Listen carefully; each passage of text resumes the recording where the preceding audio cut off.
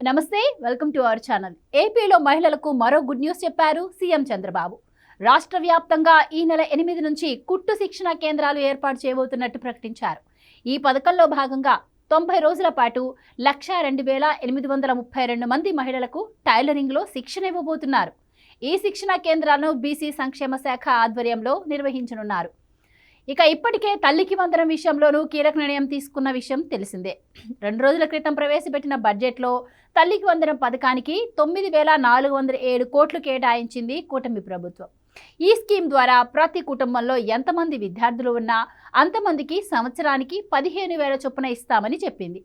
1వ తరగతి నుంచి 12వ తరగతి వరకు చదువుతున్న విద్యార్థులందరికీ నగదు ఇస్తామని స్పష్టం చేసింది.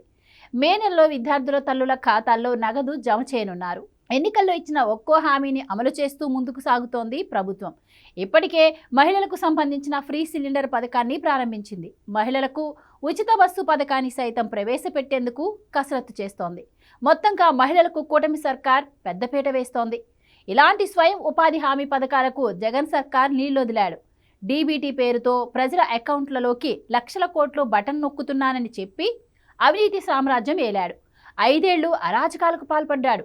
చంద్రబాబు సర్కార్ అధికారంలోకి వచ్చిన వెంటనే మహిళలను చైతన్యవంతులను చేయడంతో పాటు వారికి ఆర్థిక స్వావలంబన, ఉపాధి కల్పించడానికి కుట్టు మిషన్ల పంపిణీతో పాటు వారికి ఆ వర్కును కూడా నేర్పుతున్నారు.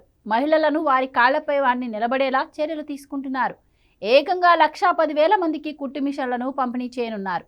ఇక చంద్రబాబు సర్కార్ చేపడుతున్న ఈ ఉపాధి హామీ పథకంపై వైసీపీ శ్రేణులు నివ్వెరపోతున్నారు.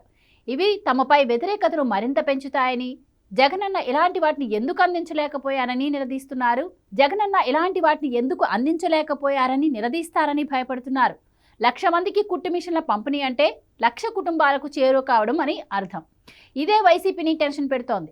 మహిళల ఓటు బ్యాంకు కోసం జగన్ వారి అకౌంట్లలో డబ్బులు వేసి వారిని మభ్యపెట్టే ప్రయత్నం చేయగా, చంద్రబాబు వారికి అకౌంట్లలో నిధులతో పాటు ఇటు ఉపాధిని సైతం అందిస్తున్నారు. ఈ పథకంతో 1,00,000 మంది మహిళలకు స్వావలంబన, సాధికారత దిశగా అడుగులు వేయడం ఖాయమని తేల్చి చెబుతున్నారు ఆర్థికవేత్తలు.